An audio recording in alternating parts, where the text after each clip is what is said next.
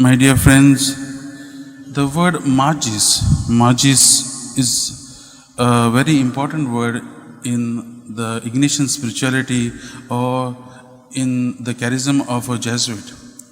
And when Saint Ignatius was on his journey towards going towards God, he came across this, and that is why this word magis, which comes from two things. First thing is for the greater glory of God, which is the motto of the Jesuits, and here we seek for a to serve God in a greater way, we seek for a greater glory of God. No.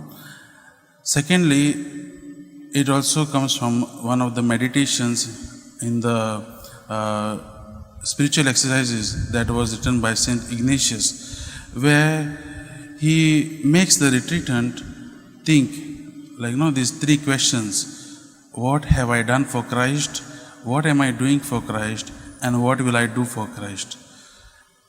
Based on these things, Saint Ignatius invites each and every one of us to do more, to strive more.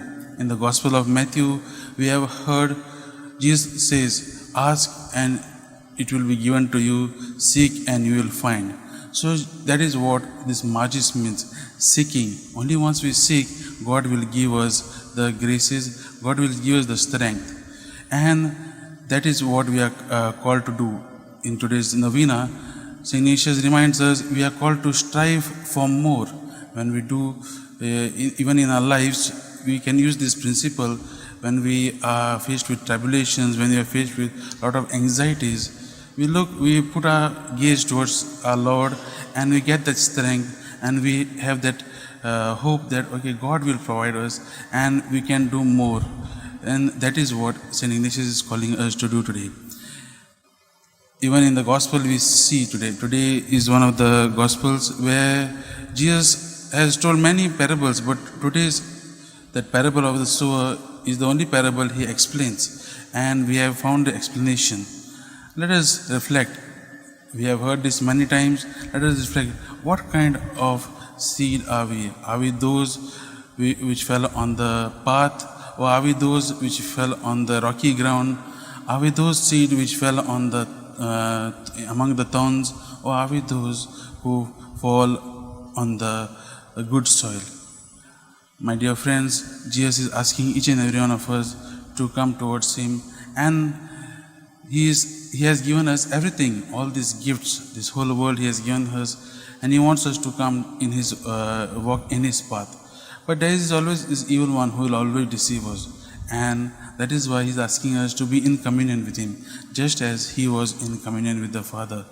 Once we are in communion with the Trinity, then only we will be able to receive the word and accept it and use it in our lives, so that through us we may be another Jesus to all those people who come in contact with. And this is also what our saints of today also did. Saint Joachim and Anna, the parents of Mother Mary, and they nurtured her well. We don't find any evidence in this, but there are some archives where we find about Joachim and Anna who nurtured Mother Mary, and that is how we can say they did the will of God. As we reflect on this 5th day of novena and the readings of today and the saints of today, let us ask God this grace to increase our faith in Him, increase our love for Him, so that our gaze may be fully upon Him. And only once we look at Jesus, let us ask for that strength to do His will in our lives.